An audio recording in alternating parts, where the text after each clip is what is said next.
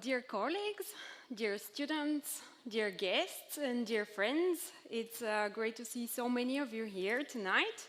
Welcome to tonight's Studium Generale event.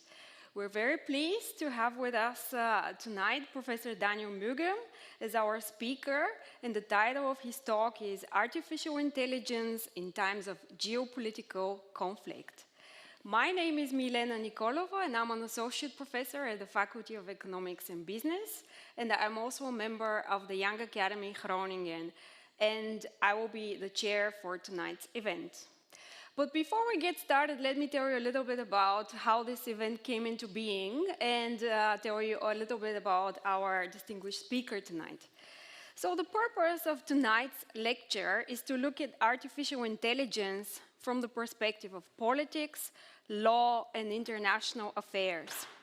Reflecting this interdisciplinarity of the topic, the organization of the event itself was actually made possible through the cooperation of various branches of our university, of course, the colleagues from Studium Generale, the Young Academy Groningen, and in particular, Lucas Lindsay from the Faculty of Arts, and of course, the Intina Thomas School of Digital Society, Technology, and Artificial Intelligence. Now, let me tell you about our speaker tonight. Our distinguished guest is Daniel Mugge. Daniel, I pronounced it in the Dutch way, sorry, Daniel Mugge. The German version the first time, so that's... Okay, the German version first time, that was Daniel Mugge. Professor Mugge is a full professor at the Department of Political Science at the University of Amsterdam.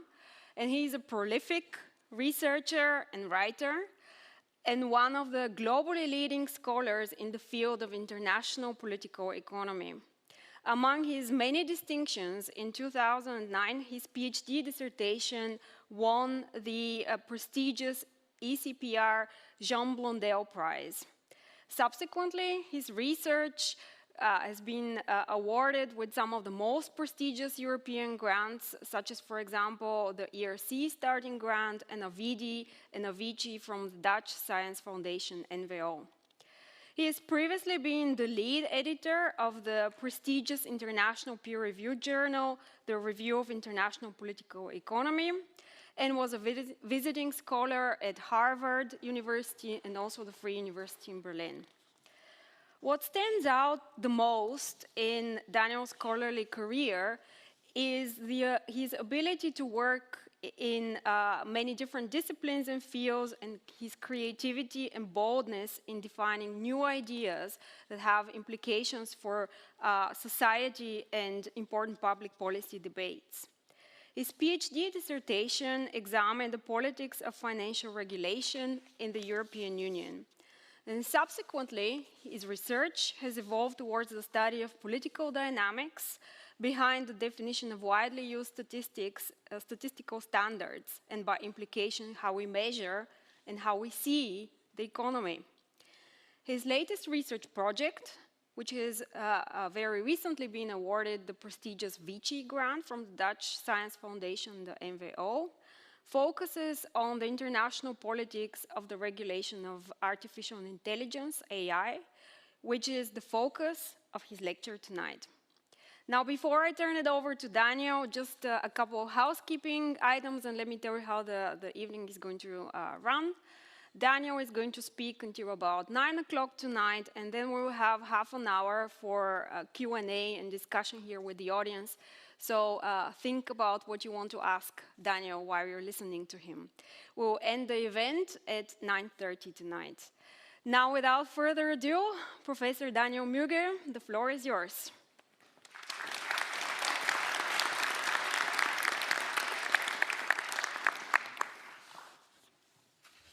Yeah, thanks very much, Milena, to you, of course. Thanks to all the organizers who brought me here tonight, and thanks above all also to you for coming and for listening. As Milena already said, in previous stages of my earlier academic career, I studied different things, investment banking, the politics of economic statistics. But I found during the past few years that there was something that was bugging me. when I was reading the newspapers, I increasingly felt that the topics that I was concerned with, in this case the politics of macroeconomic statistics, that they somehow were not really where my heart was, where I really felt excited, where I felt that the true challenges of the future lay. And it took quite a while for me to figure out what exactly it was that was bugging me. And once I finally managed to look it squarely into the eye, I noticed that was the issue at the heart of the transformation that would give me a little bit of goosebumps every now and then was the diffusion and proliferation of artificial intelligence through our societies. Not necessarily in the way that it was happening right then and there already, even though artificial intelligence is around us in many more ways than we maybe realize. But certainly once I started thinking about the prospects, all the multiple applications that artificial intelligence could have, both for good and bad, I figured that there was potentially important work to be done. And it was sort of like a magnet that constantly drew my attention over there. And so I decided a few years ago that that was really what I felt needed to be investigated from a political economy perspective. I resolved indeed that for me personally, when I think about the 21st century, I have 2 young children, and think about their future, that under the surface of all the different conflicts that we read about in the newspaper day in, day out, there seem to be 2 fundamental forces that I think will shape the course of humanity in the 21st century. The one is climate change, and the other one is our future with artificial intelligence and digital technologies. The way that these evolve and the way that we manage or don't manage to govern them, I think will largely determine what the fate of humanity will look like by the time we reach the year 2100. Now, we tend to think of artificial intelligence as a technological development, first and foremost. Truth be told, the label artificial intelligence is a little bit of a misnomer because what we're talking about is specific kinds of software. You can think of it in many different kinds of ways as maybe self-updating algorithms, if you think about machine learning, for example. But it's really software, so it's neither all that artificial compared to many things that we have in our hands and our hard drives already, and it's certainly, right now, not particularly intelligent. It's good software, that's for sure, but it's not intelligent. So a lot of the politics that surround artificial intelligence these days also have to do with the fact that we've chosen to stick that particular label on it. Nevertheless, I'll stick with it for tonight because for better or worse, when we discuss it in the Netherlands, in Brussels, on a global scale, artificial intelligence is indeed the label that we use. What I started noticing is that from a political scientist's perspective, AI had politics in a way written all over it, in spite of the fact that it was largely being studied and developed and discussed among people who are more familiar with the technical side of things. The first and very obvious one is that governments around the world are heavy sponsors of the development of artificial intelligence. And this is a point that I'll return to later, but certainly if you think of the 2 leading global powers in the field, the United States and China, then in different kinds of ways, government money has been and is crucial to the effort that goes into it.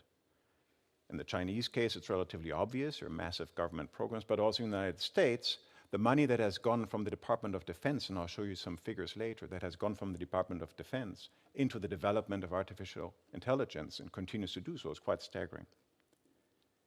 But there's also another way in which artificial intelligence is political, and that's that the purposes for which AI is being built and what the builders are allowed to do and not to do with artificial intelligence obviously hangs on the general political climate, on what we allow people to do with it. And that's true both within our countries, the political climate there, but also, and that's the topic that I want to discuss with you for tonight, on the global political climate. Now, during these last years, and certainly in this year, in 2022, you could say that the global political climate has become much more grim. I think that's a fair thing to say. You would obviously be thinking of the war against Ukraine. It's the first thing that comes to mind. But also the seriously rising geopolitical tensions between the United States and China, the tensions running high in Brazil. We'll have to see what the outcome is of this election, not the election result, but whether the sitting president will accept it as it is and peacefully concede, and certainly in a country like Iran.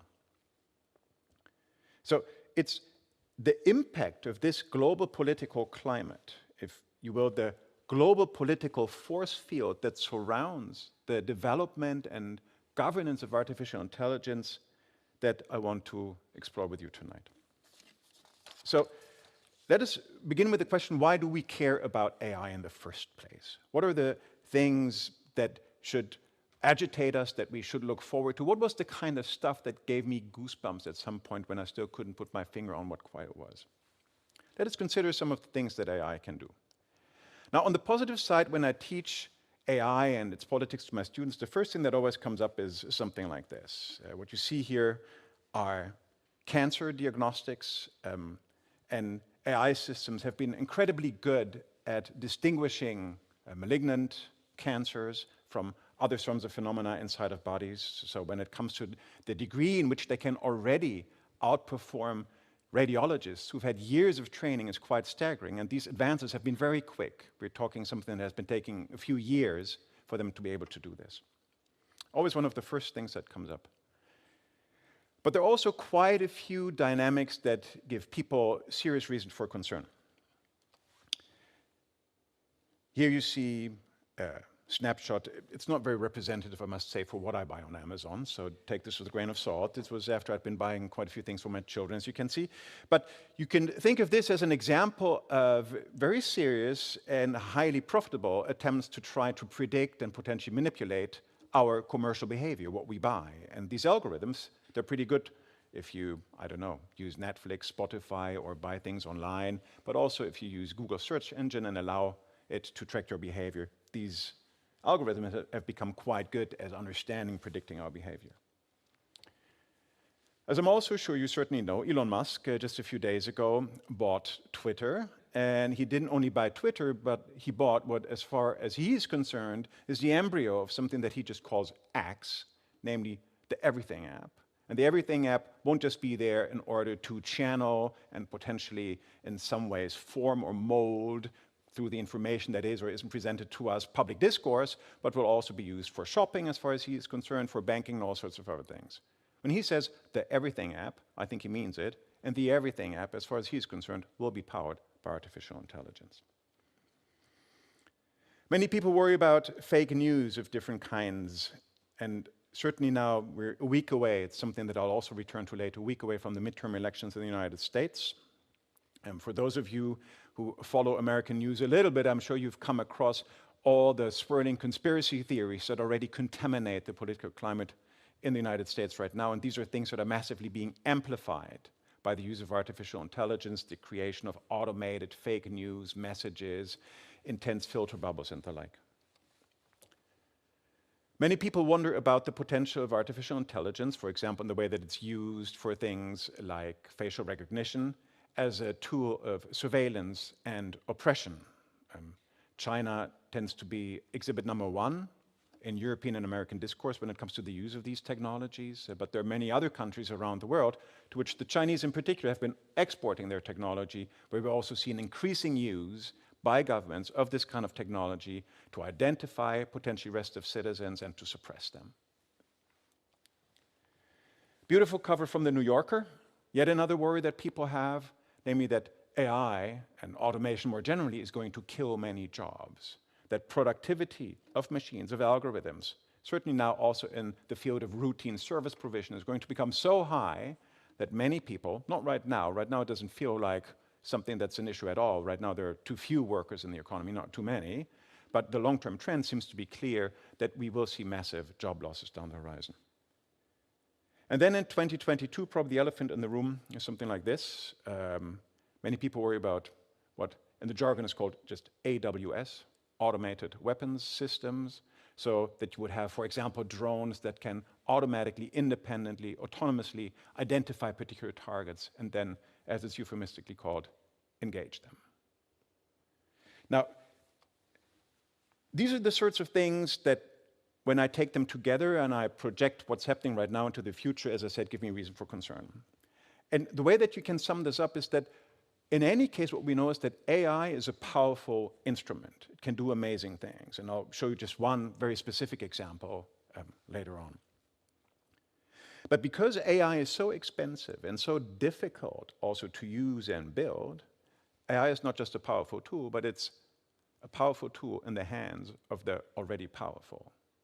You and I can't, in ourselves, build and use AI. No, it's in the hands of a small group of people.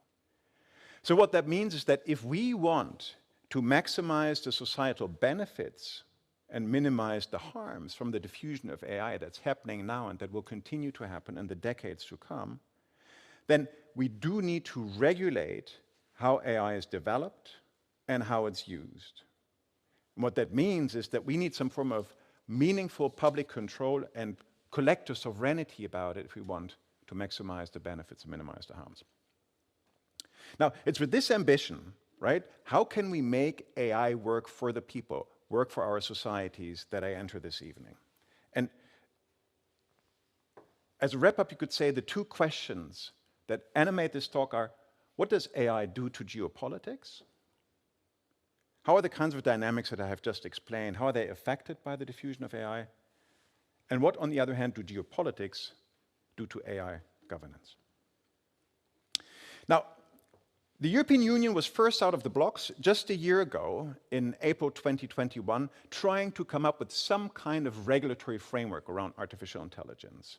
The European Commission published something that was called the draft EU AI Act, and that's something that's currently being debated between the European Parliament on the one hand and the member states in the form of the European Council, trying to somehow figure out what should the rule set be in the European Union, and by implication in the Netherlands, and in Groningen, and at the Rug, for the use and development of artificial intelligence.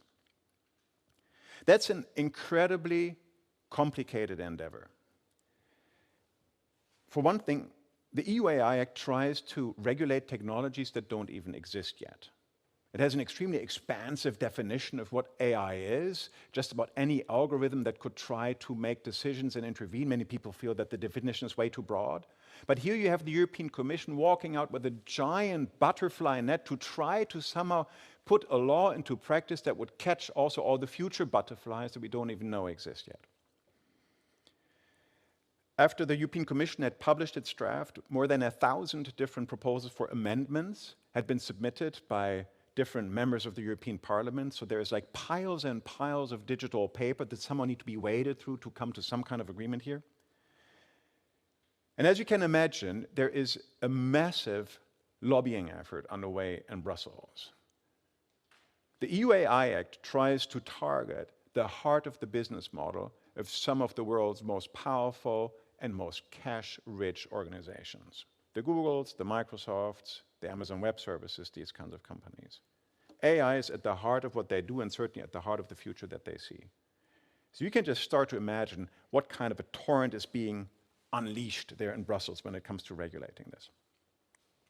Now, the approach of the AI Act is that it wants to establish where the use, deployment of artificial intelligence can cause physical or psychological harm. So think, for example, of self-driving cars that could run people over. Here, certainly, considering all the cyclists here in the city center of Groningen, that seems sort of like a ground zero for using automated cars here. It's like the last frontier to be broken. But also when it comes to psychological harm, of course, you could think of different forms of deep fakes that would be deeply hurtful to people, other forms of automated bias, discrimination, these sorts of things. So the EU AI Act would want to identify where AI can do that, where it could infringe on citizen rights and then try to limit them. Right? So this would be about privacy violations through remote biometric identification. So if you walk past some kind of a display in public space, it identifies you, tries to think that you're maybe a man or a woman and shows some advertising that would, the algorithm things, be suitable for you. As I said, biases in hiring algorithms. The feature has been turned off, but it used to be the case that LinkedIn, for example, would systematically show job adverts for lower ranked jobs to female persons on LinkedIn than to men, even though they had exactly the same qualifications, because there was a pattern that all the guys would systematically apply to jobs that were above their pay grade, and so the system concluded that was appropriate to be showing to them. And as I said, of course, we have AI that's embedded in different kinds of machines. Self-driving cars are one example, but there's a whole host of others which might cause actual physical harm. The obligations that are foreseen right now include that as a company that would use AI in one of its products, you would need to register and document the algorithm development and the way that you use the application. That sounds like a pretty broad endeavor, and in a way it is, but beyond that, basically, if you fall outside of that high risk category, then you would basically be free to use AI in your products as you like. We'll see what comes out of this process, but the idea is that maybe by the end of next year or something, we will have actually legal rules in the European Union, and with the European Union being the first of the major global jurisdictions to have anything on the books about AI, and that there will be agreement. Let me also tell you immediately that even though the lists of different kinds of harms that I just mentioned may sound quite expansive already, there are quite a few things that are actually not being considered when it comes to the way that AI should be regulated. And I want to mention just two here. The first one is something that you could call human autonomy and the effect that the widespread application of AI has on that. I, for one, and I'll be quite blunt here, I fear a future in which I'm surrounded by machines that are smarter than I am myself, and that are smarter in the specific sense that they are pretty good at predicting my next move, that they're pretty good at predicting my desires, my wishes, my fears. Moving through a space where my environment knows me better than I do myself is not a happy prospect. But whether we as European citizens want that future or not is not a question that we've been asked. That is out of the scope of the conversation in Brussels completely right now. The other thing concerns the, if you were, sort of like indirect society-wide effects, and in particular, the prospect of rising inequality and rising unemployment is something that is clearly recognized in Brussels. People have that on their radar screen, that could be one of the major effects. Indeed, most economists tell us that chances are that that will be one of the major effects of the widespread application of AI, but it's not something that would, for example, lead to a situation where people would say, well, in that case, maybe we should have a little less of it. That's not part of the conversation there. Now, what's important for us to realize in all of this, and I mentioned that briefly already, is that the European Union on a global scale is not a leading AI power. It's pretty good, but it's not leading. So, and last year, a global AI index was published. And as Milena mentioned earlier, I am, among other things, a political scientist who studies statistics, indices with a critical lens. How are these numbers put together in the first place? So I would be the first one to take this with a grain of salt, but I still think that the picture that we'll see here is kind of instructive. The ranking that they came up with, and I hope you can see it also there in the back, is you can see here the top 10 countries when it comes to AI development, innovation, investment, and the like, the way, in the order in which they were identified. As you can see, unsurprisingly, the two countries heading the table are the United States and China, and then a few others, and the EU countries here, certainly after Brexit, obviously, only start there at place number 8. That's the Netherlands, so that's, within the European Union, we're actually pretty good, Germany and France. But if we look at the actual numbers that were put on this, so this is just the ranking itself, that's what you see here, the scores that the different countries were given. You have at the very right-hand side, you see the United States with 100, then there is China with a score, now we'll dig into them just a second, a little bit with some, a little bit less than 63 was the score, and after then it goes down significantly. What this is to say is that if you put these different elements together, you get a clear ranking with right now the US on top, then China, then from a European perspective, nothing for quite a while, and then at some point, the smaller European countries start kicking in. Right? So in the total ranking, and a country like the Netherlands, but also like Germany or like France gets a third of the score that the United States get. If we look at something like research and development, then some of the scores, the pictures varied there a little bit, but are potentially even lower than that, where some of the European countries score really highly is when it comes to, this is the first right column is government strategy, whatever that is. I'm not quite sure where they get that, but that's ranked highly. But most importantly, for my purposes right now, is the commercial investment right here. The United States scores very highly. China scores very highly on the government strategy and investment there. But if you look there at the EU member states that are on this list, so on the Netherlands, Germany, and France, then you see that compared to some of these other countries, the private sector investment, the private sector money, the companies that are actually putting money into this are, by and large, nowhere to be seen here. That's an enormous asymmetry that we're facing here. That's all the more important because you see that if we think in terms of three global poles when it comes to AI development, the United States, China, and the European Union for a moment, that there are pretty different visions as to how the governments want to see AI deployed or do not want to see AI deployed in their respective societies. As I said, the European Union is the first out of the block when it comes to having a concrete legislative proposal. In the United States, just very recently, there was a blueprint, as it was called, for an AI Bill of Rights. It looks something like this. That will be more like something like an aspirational code of conduct. Certainly, given the political divisions in Washington, it seems somewhat unlikely that we'll see any kind of strong AI legislation anytime soon. Depending on what happens next week, a week from now, in the midterm elections, things could get much more ugly and acrimonious. But even here, if you look at this list right here, so the 5 pillars that are envisaged right now, this comes from the White House a few weeks ago: safe and effective systems, algorithmic discrimination protections, ensuring data privacy. Notice an explanation is that you should be informed if your insurer or your bank or university takes a decision about you, rejecting or accepting your application, and it should be able to somehow explain to you why your application was rejected or accepted, and then that there should be human alternatives, consideration, and fallback.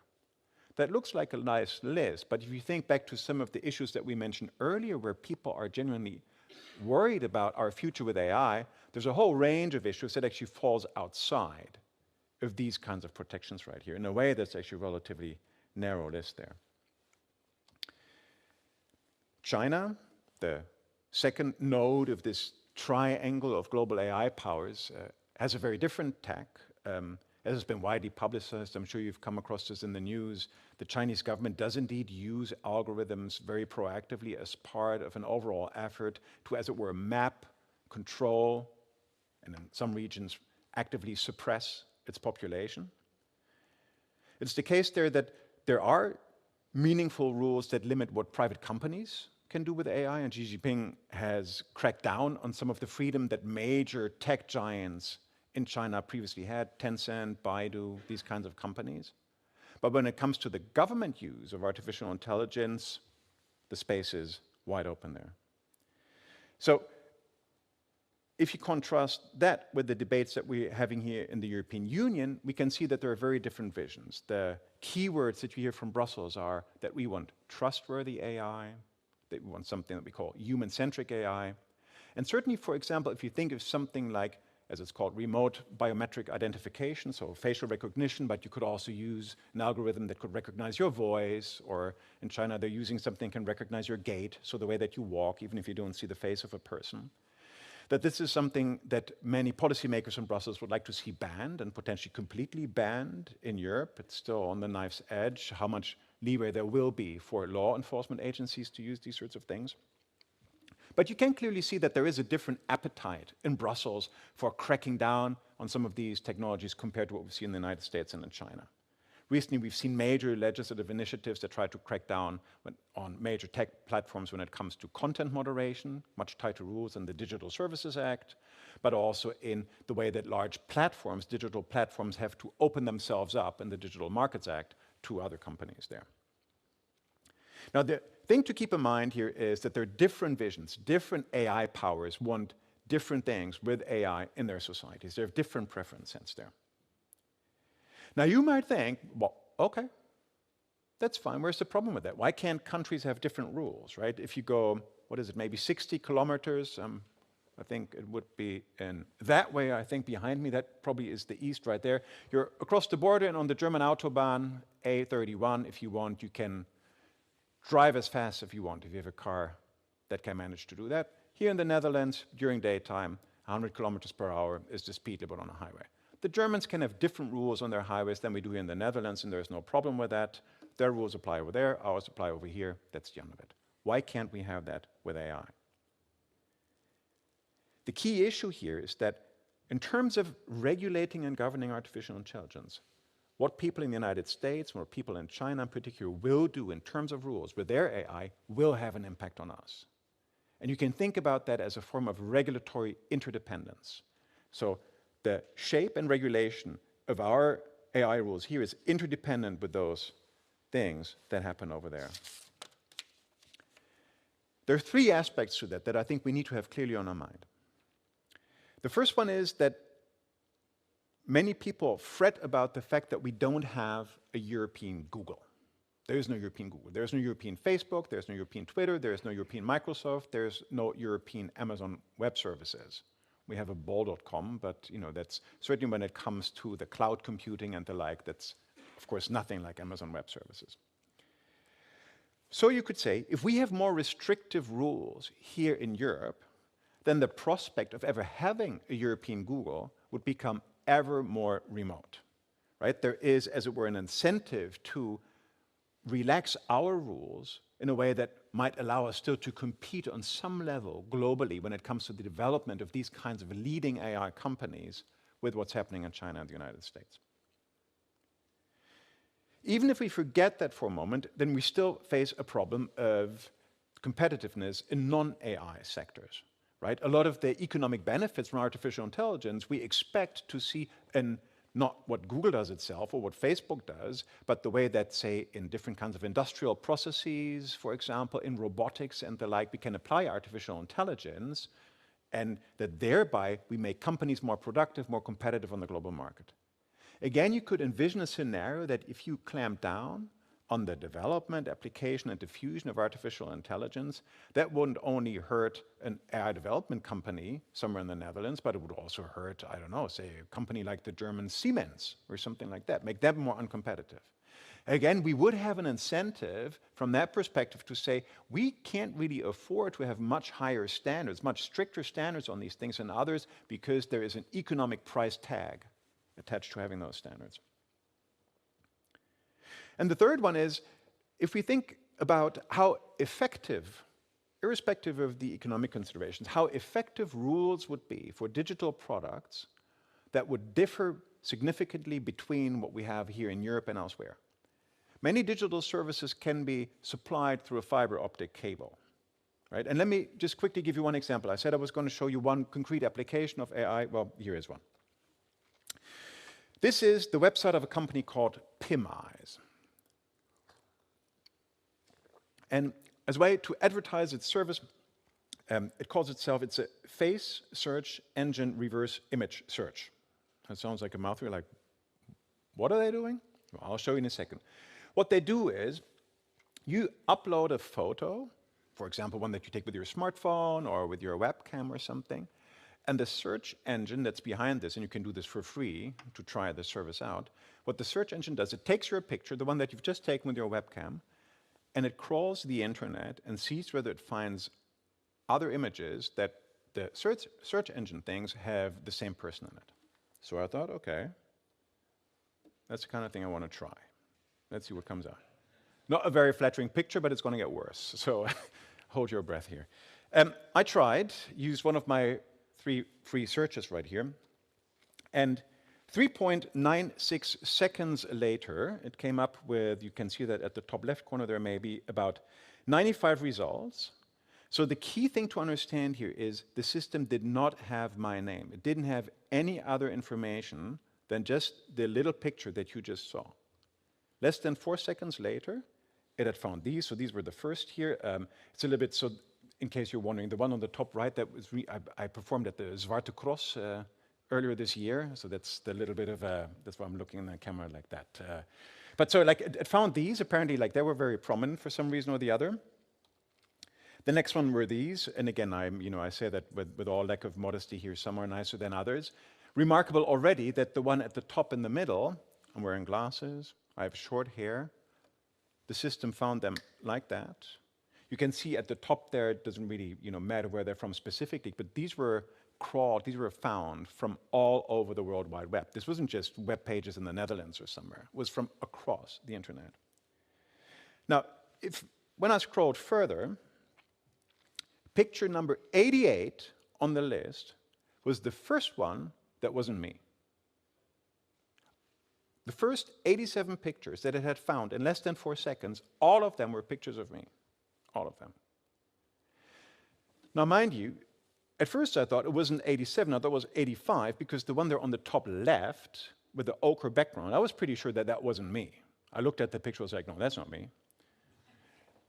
And then I looked again, and I looked yet some more, and I looked at the webpage and was like, that actually is me.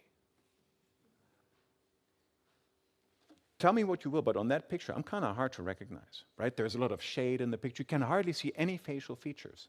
The system could. And this was a free, accessible website. You could do that. Well, don't do it right now, but if you want to, try it at home, right? The other picture there, that's to the right of that, part of my face is obstructed. I'm writing something like on a glass screen there. Without fail, the picture identified it. Now, the reason I'm showing you this is, A, because I still think that, to me, as a non-technician, it feels a little bit like magic that you have a search engine that just based on my facial features can crawl the whole World Wide Web and come up with all these pictures in a few seconds. How do they do that? But more importantly, when it comes to the politics and the regulation, that's what we're talking about here, imagine the possibilities of this kind of a system. Let me give you a concrete example. As I'm sure you know, in the United States, there is a lot of political conflict surrounding abortion rights. And it's already been the case that wherever you stand on this issue, that in the parking lots of abortion clinics, there are, as they're called, pro-life activists, so anti-abortion activists, who are photographing number plates, but also the faces of each and everybody with a GoPro camera who goes into that abortion clinic. Armed with this, you have that picture that you see there of me of the top left, which is a pretty crappy picture from, 15 years ago. If you have that kind of a picture of the person, you can identify them. Anybody. You can walk across the street here, take a picture of anybody, and a second later you know who they are. And that's not government agencies, that's not law enforcement, that's you and I. You can go to this website, right? You get 3 free tries, and after that, I think it's $29.99 for a monthly subscription. It advertises itself as a company that says, we help you find images of yourself on the internet in case there is some content that you don't appreciate, and then you can write to the webmaster and say, oh, please remove my picture from this website. I don't know why somebody would need a monthly subscription if that was the purpose of this website.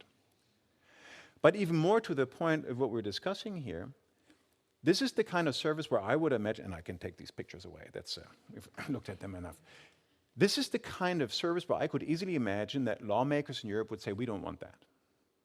That's a dangerous application to have because it's an invasion of privacy. We don't want people to have to be afraid that if they're just walking around, if they go to a demonstration or something, that somebody else just snaps a picture of everybody and has a list of every attendee, their email addresses and what have you not. But this is a website that's hosted in the United States.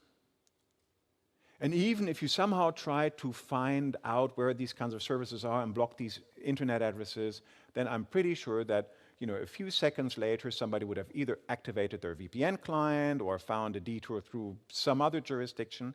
Regulating the availability of something like this from within the European Union, if they're hosted outside of it, is extremely difficult, if not impossible. That means, if we think of it from a global perspective, this is regulatory interdependence in action.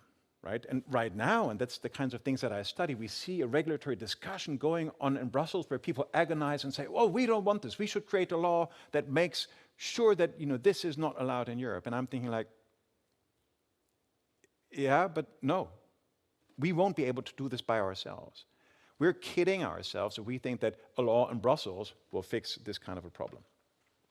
So how do you tackle this problem of regulatory independence? How do you tackle the fact that what other major jurisdictions do with AI in their jurisdictions has an impact on us? It shapes our own rules, but it also shapes how effective our rules are. There are 3 approaches that you could imagine here. The first one would be that you have some kind of global applicable standards. You know, that there is some form of global code of conduct or something like that. And it would both prevent proliferation of harmful technologies around the world, because ideally then everybody would have the same kind of rules, and would also prevent these races to the bottom that I talked about earlier, where you have economic incentives to compromise on your moral imperatives in order to stay in the economic race. You could also have something where you make bilateral deals with other countries or minilateral deals with small groups of countries and say, well, say we have transatlantic rules between the European Union and the United States, where even if there are other countries around the world with whom we don't agree, or they don't agree with us, or we don't want to cooperate with them, at least when it comes to the regulatory framework for Indeed, the Amazon Web Services, or the Google, we have somehow shared rules and like a shared regulatory space there. That could help preserve market access for some of these companies, right? Then something like Twitter could still freely operate here. I, for one, must say, when I think of the content moderation rules that Elon Musk seems to have in mind, it seems pretty clear that his free speech absolutism would run foul of regulation here in Europe. So pretty soon, unless something that I can't imagine yet happens, you'd have at least two different versions of Twitter. Namely one where all sorts of stuff appears, but the moment you come here inside the European Union, your timeline is going to look different. It's a fragmentation of this kind of space, right? So, and if we had similar rules, if we did, then this kind of fragmentation could be avoided. Or the third option would, of course, be you build some kind of a digital fortress. You really do try to somehow build the way that people have said that China has built sort of like a great digital wall around itself. You would try to do something similar here to indeed keep the PIMIs and the likes out of the European space.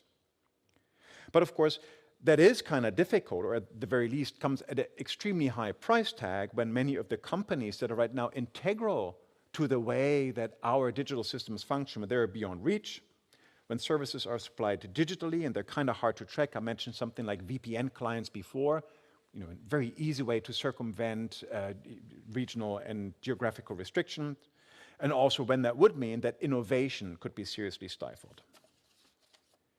Even then, on balance, I feel that, and I said earlier that some of these things give me goosebumps, that when it comes to safeguarding human autonomy and dignity, I think it is important to seriously consider choosing a European path on some of these issues. And let me tell you already now that the general drift that I feel in Brussels right now is one where people seem too ready to make compromises when it comes to the ethical and normative standards that I think we should be having.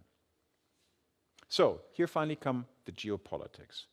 How do they enter this picture?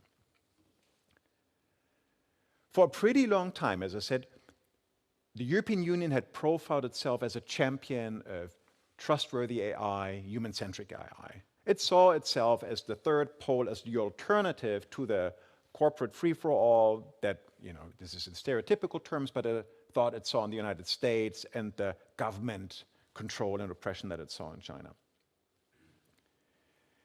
But as I said earlier, during these past years, and certainly in this year, it feels that geopolitics, very old school geopolitics in a way, have made a serious comeback. And once more, it's the case that people start equating economic power with geostrategic power, and geostrategic power with economic power. It's no longer obvious that it would be an okay political calculation to make, so to say, well, why don't we forego some of the economic promises that are embedded in artificial intelligence if that makes for more free and maybe ethically more sound society? The question has arisen once again whether people feel that we can afford to lose out in an economic race when economic power, among other things, may also mean the capacity to acquire, for example, the defensive or potentially even offensive capabilities that all of a sudden people start talking about again. That climate has shifted.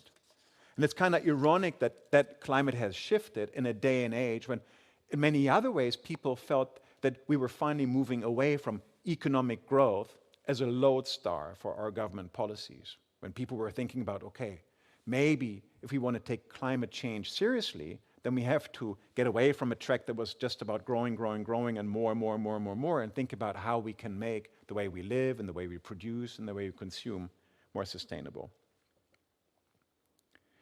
Now, as I said, there are other geopolitical dimensions that enter the picture. The situation to the east of us, in Ukraine and in Russia, I think I don't need to say very much about. But as I also mentioned, relations with China have been strained and are getting worse at a pretty drastic pace. Some in Europe seem to still be holding back. Some of you may have followed that the German government still was a knife's edge decision, but allowed large-scale Chinese investment in the harbor of Hamburg, not too far from here as well.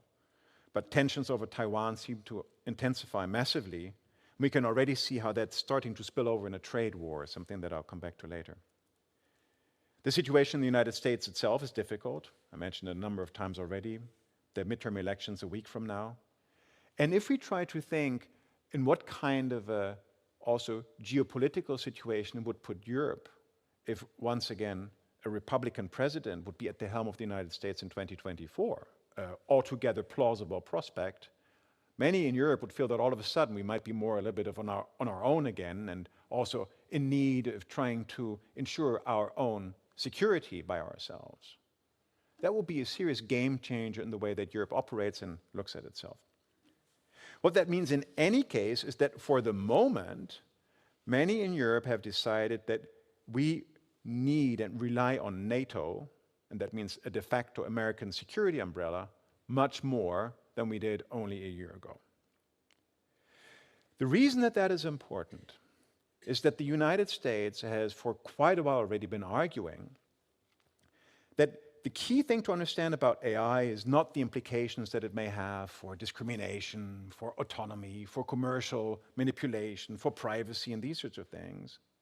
The key thing Washington has been arguing to understand about AI is the effect that it's going to have in the long run on the military balance of power. And that means that the choice that Europe confronts, as far as Washington is concerned, is whether we're with them or happy to be in the wilderness. Washington says you can't afford a third way. If you want to be free and safe, then you have to be in our camp. Now, let's take a closer look at the second, what AI in the military, what that actually means. What is AI in the military is about? Now, I mentioned already that there is heavy investment from the government sector in the United States as well, not just in China, into AI. And let's see what the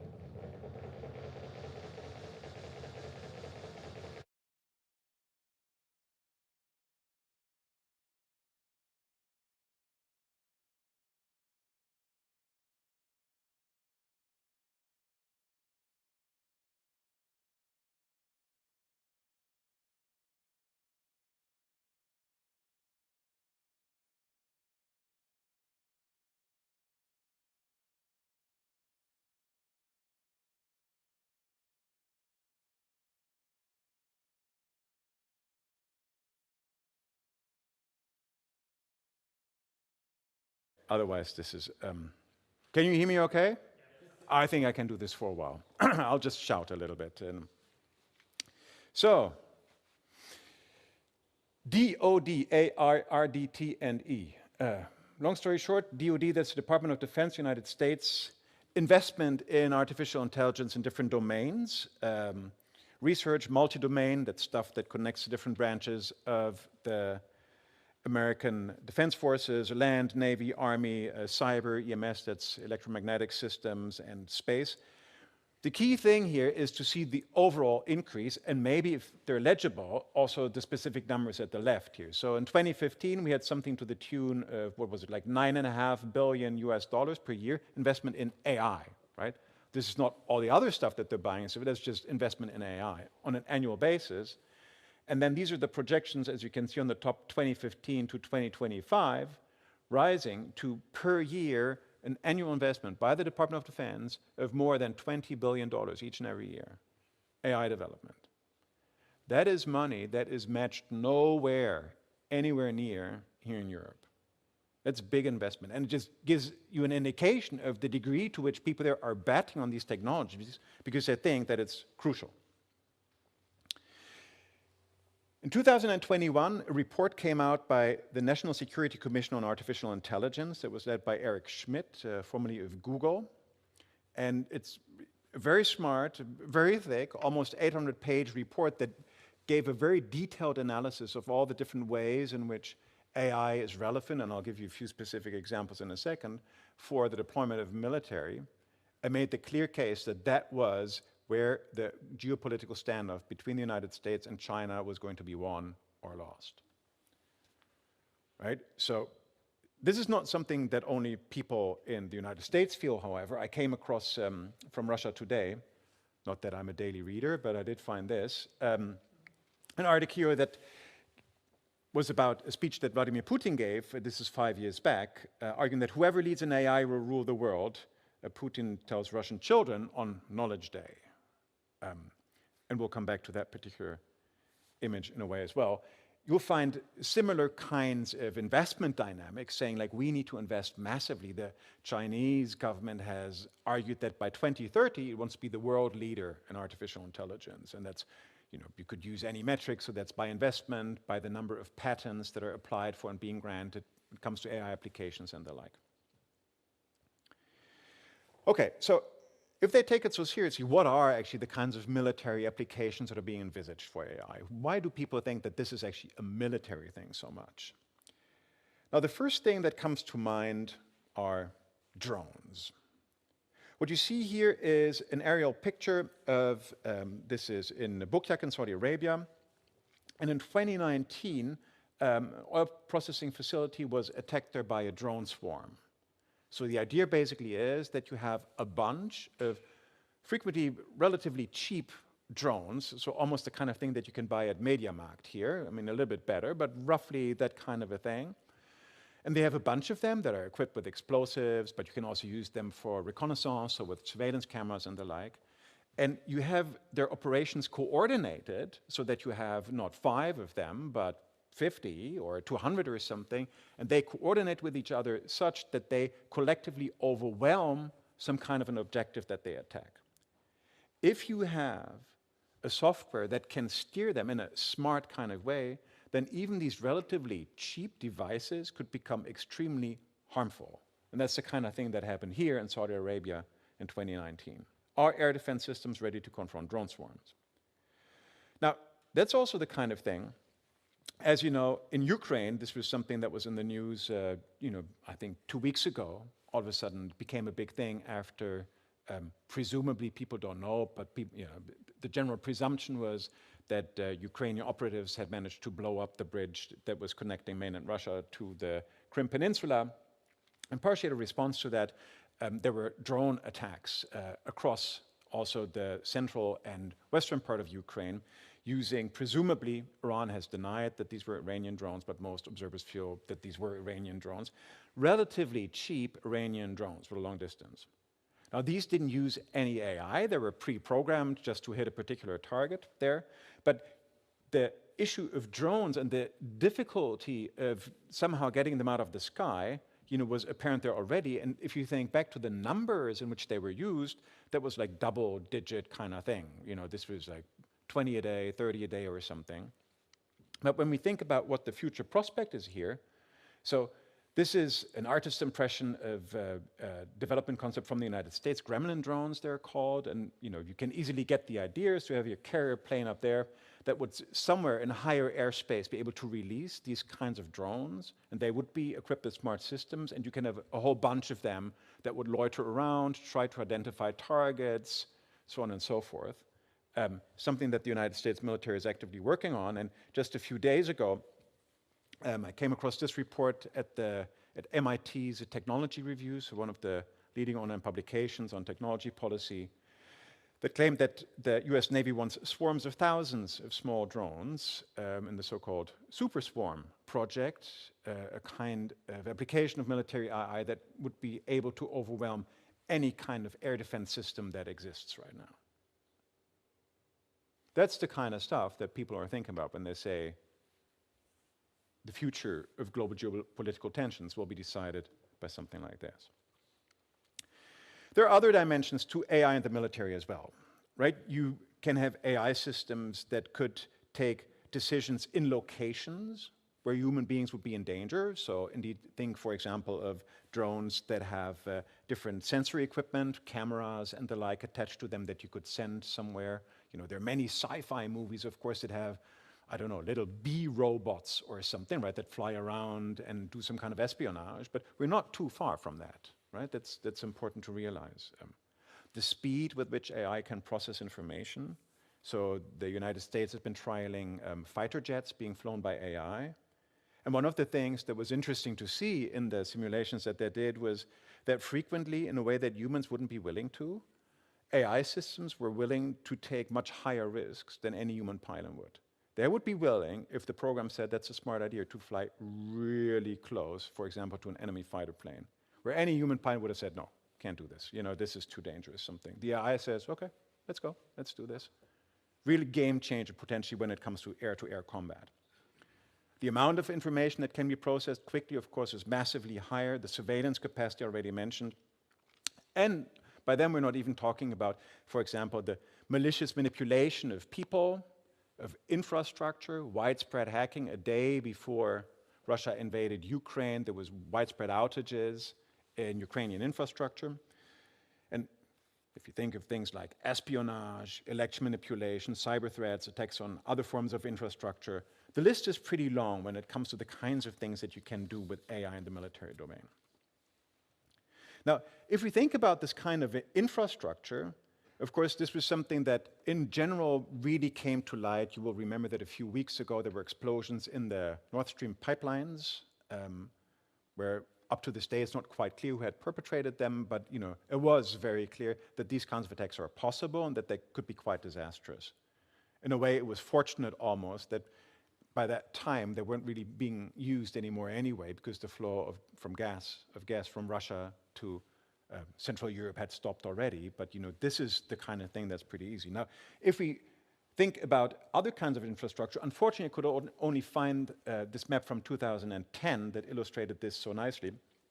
But what you see here is global internet traffic. And so this is somehow data pipelines, if you will.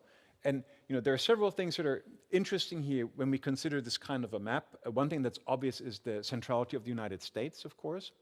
It's not just by the way the map is drawn, but it really continues to be the global hub when it comes to these kinds of things.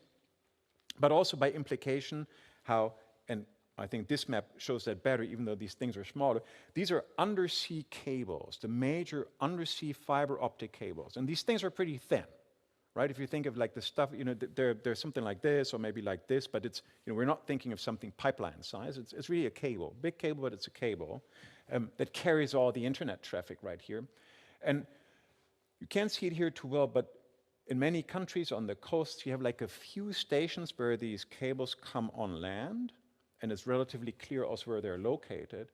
So that's an enormous vulnerability all of a sudden. We're attacking these absolutely crucial data arteries could become extremely disruptive, right? So all of a sudden, if you start thinking about the way that our digitization in general, also going beyond AI and the potential for geopolitical conflict and sabotage, how they increase, then we're indeed light years away from other concerns like the things that gave me the goosebumps about my human autonomy and being manipulated in my choices on Spotify. Completely different ballgame, right?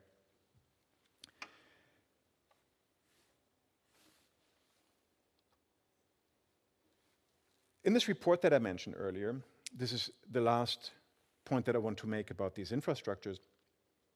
There was a footnote that at the time, as I said, this came out in 2021, was indeed only a footnote. And it said here that 90% of all high-volume, leading-edge semiconductor production was based in Taiwan, China, and South Korea. And that the DoD estimates that by 2022, only 8% of all semiconductor fabrication will occur in the United States, down from 40% in the 1990s. Now, as some of you may know, just again, a few weeks ago, the United States decided that pretty abruptly, no more, as they're called, graphics processing units, GPUs, the kinds of computer chips that are used right now to power artificial intelligence, even though they were made for, I don't know, like playing FIFA on your Xbox or something, but like that's the best that we have right now for powering artificial intelligence. That the United States pretty abruptly decided that these should be kept outside of Chinese hands if at all possible. So that a company like NVIDIA should stop exporting them, and other countries as well, try to impose a more or less immediate moratorium of the shipment of these kinds of processors to China. Why? Because they were afraid of the AI power that the Chinese government would develop and the implications that it would have for its military prowess. This seems like a stepping stone, potentially, if not for a trade war, then at the very least for highly antagonistic trade relations, and the stepping stone to a major economic decoupling. Right? This means that in the whole production chain of the way the digital technologies are powered and the different components for it are produced, if you think of something like Huawei telephones, they had a really significant market share. I think 3 or 4 years, they actually for 1 year outstripped Samsung in the delivery of the handsets. After that, after Huawei got a bad rep here in the West, it fell off a cliff right there. The same thing will now happen with a range of other products, and vice versa, where the United States, for example, decides to keep them in. So what that means is that already we see that a very heavy economic price tag hangs on the decision to say that we want to start looking at the trade relations with a country like China in this particular case through a security lens. This is the securitization, if you will, of global trade. Now, the final thing about AI and the military here. The bedrock of the post-World War II economic security architecture, as perverse as it was something that was called mutually assured destruction.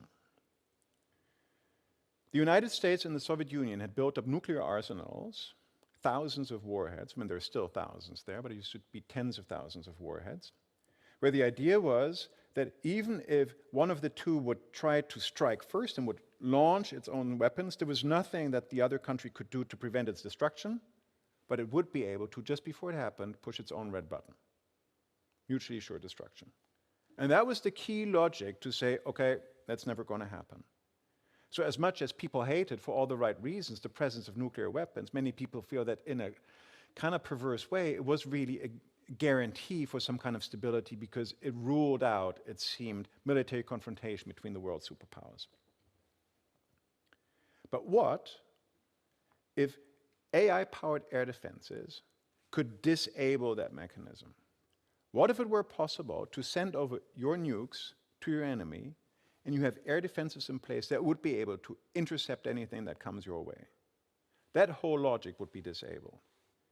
And already we see that in Moscow there are serious fears that technological developments on the side of the United States reach a point where they could withstand a counterstrike because of AI-powered air defenses. And so what we get is something here. This is a Poseidon submarine, it's called. This is a submarine that doesn't have any crew on it. It's an automated submarine. It's equipped with nuclear warheads that would just cruise the oceans for a significant length of time, just to have, as it were, an insurance somewhere out there in the oceans, even if your own country would be completely annihilated, that there would still be somewhere, somehow, a button that could be pushed, and it would be from these kinds of nuclear submarines that still the counterstrike could be launched. All I'm trying to say is that the shift between offensive and defensive capabilities that comes from the deployment of AI and its development can start to upset the precarious balance that had emerged, again, in all its perversity, in the second half of the 20th century. If you take all these things that I've just mentioned together, then it seems pretty clear that there is indeed a push for some kind of transatlantic alliance when it comes to artificial intelligence.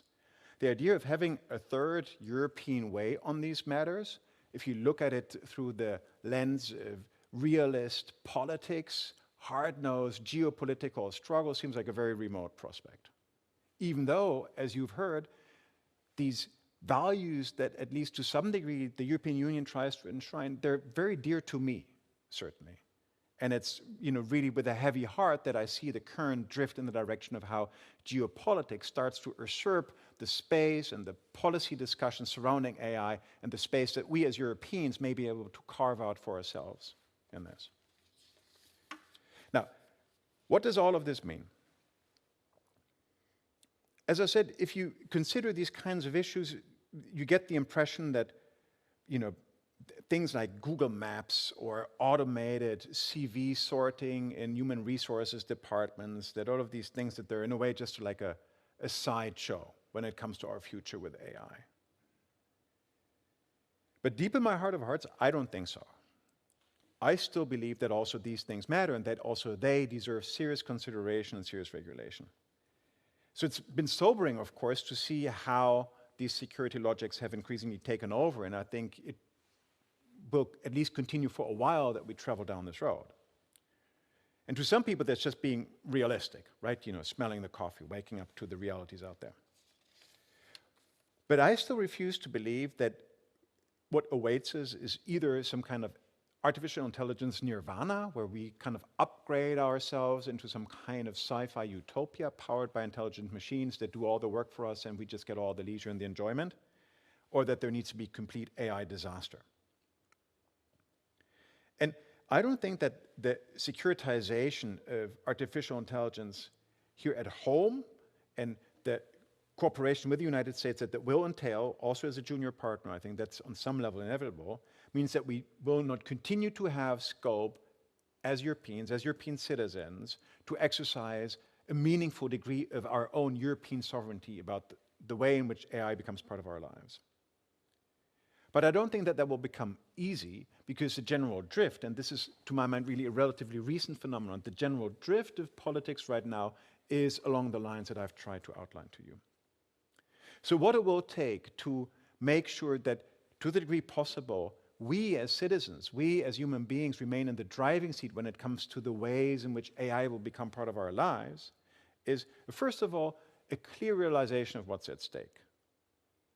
And being able to have this conversation with you is therefore one of the reasons why I'm so grateful that you came and why I'm happy that I was given the opportunity to speak to you. I think it also requires a clear vision for the future and of what's to come, and a willingness to accept that some of the choices that we may make, so keeping some kinds of innovations that may be possible at bay because we feel that we don't want that future, that it comes as a cost. And it means that we just don't take the way of least resistance, and that we also remain steadfast, as it were, in the face of strong corporate push in the direction of giving them relatively free rein, but that we're willing and that we demand our lawmakers and our policymakers to be willing to say no when we don't think we want and appreciate these kinds of applications. In a nutshell, for the future that we want to build with digital technologies for ourselves, it will take our own power from bottom up. It will take our voices, it will take our political decisions to make that come about, because we can't rely necessarily on foreign governments or on large corporations to take care of that for us. It will require us demanding sovereignty over the way that artificial intelligence becomes part of our lives. So there isn't some magic button that we can somehow push to say, oh, push that button and then it brings us into the bright, beautiful AI future. And mind you, I do believe, continue to believe, that there are many beautiful, extremely valuable things that artificial intelligence can bring us as well. But it also does mean that we should simply sleepwalk into the future. As I said, I believe that next to the dramatic impact of climate change, our future with digital technologies will be one of the defining features of the future of humanity. So what it takes is that we engage with each other, that we help each other understand what's at stake, that we discuss these things, that we make them part of the public conversation, and that we wrap our mind around what the future may hold for us, for our children, and for our grandchildren. And I hope that with the short lecture today, I've been able to enrich and maybe also start this conversation between you and I. Thank you very much for that opportunity.